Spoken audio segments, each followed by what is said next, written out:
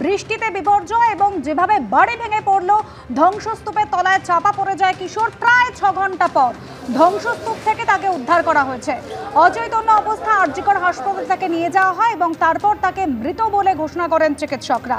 সন্দীপ সরকার আমাদের প্রতিনিধি রয়েছেন আমাদের সঙ্গে। সন্দীপ, দেখো, অশ্বিনীনগরে যে বাড়িতে আমি রয়েছি, এই বাড়ির এই অংশেই ওই কিশোর চাপা পড়ে গিয়েছিলেন। তুমি দেখতে পাবে যে বাড়ির পিছনের দিকের একটা অংশে এইভাবেই কিন্তু কাটা হয়েছে। উদ্ধারকারী দলের সদস্যরা তারা বাড়ির পিছনের দিকের অংশের এই দেয়ালে কাটেন এবং শুধু দেয়াল কাটা নয়, দেয়ালের পাশাপাশি দেয়ালের সঙ্গে লাগোয়া যে খাট রয়েছে সেই খাটটিকেও কেটে ফেলা হয়। কেটে ফেলে একজন মানুষ প্রবেশের মতো জায়গা তৈরি করা হয় এবং তারপরে এই গর্তটি দিয়ে উদ্ধারকারী দলের সদস্যরা বাড়ির ভেতরে পৌঁছন এবং তারা পৌঁছে দেখতে পান যে একেবারে এই খাটের ওপরে সমস্ত কিছু বাড়ির যে সমস্ত কংক্রিটের চাঙড় সেগুলি সমেত একেবারে খাট ভেঙে মাটির ভেতরে ঢুকে গিয়েছে এবং উদ্ধারকারী সদস্যরা তারা অনুমান করেছিলেন যে ওই কিশোর এখানেই আটকা পড়ে থাকতে পারেন এবং তাদের সেই অনুমানটাই সত্যি বলে প্রমাণিত হয় যখন উদ্ধারকারী দল তারা ভেতরে ঢোকেন এই গর্তর ভেতর দিয়ে এবং তারপরে খাট এবং খাটের ওপর থেকে আস্তে আস্তে যে সমস্ত আবর্জনা, স্তূপ, কংক্রিটের চাঙড়, ভেঙে পড়া লোহার রড এগুলিকে সরানোর পর দেখা যায় যে খাট ভেঙে ওই কিশোর একেবারে খাটের নিচের দিকের অংশে সেখানে আটকা পড়ে রয়েছেন এবং তারপর সেখান থেকে তাকে অচৈতন্য অবস্থায় উদ্ধার করা হয়। আরজিকর হাসপাতালে নিয়ে যাওয়া হলে চিকিৎসকেরা ওই যুবককে মৃত বলে, ওই কিশোরকে মৃত বলে ঘোষণা করেন।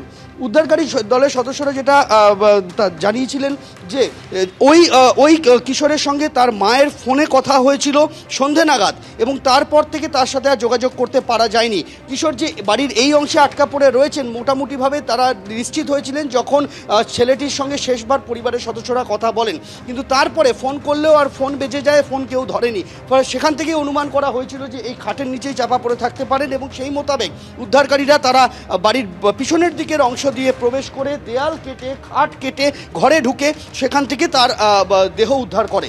আরজিকর হাসপাতালে আজকে তার ময়নাতদন্ত হবে মৃতদেহের। একেবারে সন্দীপ, অত্যন্ত মর্মান্তিক একটি ঘটনা এবং যে ঘটনা আগেরটাতেও দেখালাম যে ফের জমা জলে বিদ্যুৎস্পৃষ্ট হয়ে মৃত্যুর খবর। এবার হাওড়ার শালকিয়া এই ঘটনা ঘটেছে। বাঁধাঘাট মোড়ের কাছে জমা জলে বিদ্যুৎস্পৃষ্ট হয়ে মৃত্যু হলো এক তরুণীর। পাশের পাড়ায় বন্ধুর জন্মদিনের অনুষ্ঠানে যাওয়ার পথেই মৃত্যু হয় তার। বাবার চোখের সামনেই মৃত্যু হলো মেয়ের।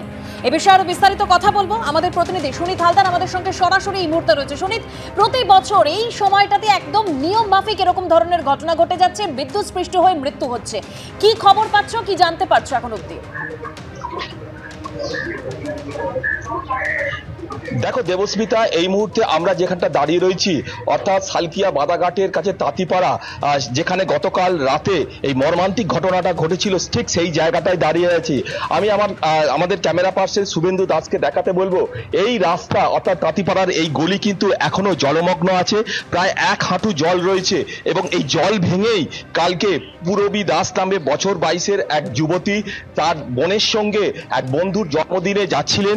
সেই সময় এই রাস্তা দিয়ে তিনি হেঁটে আসছিলেন।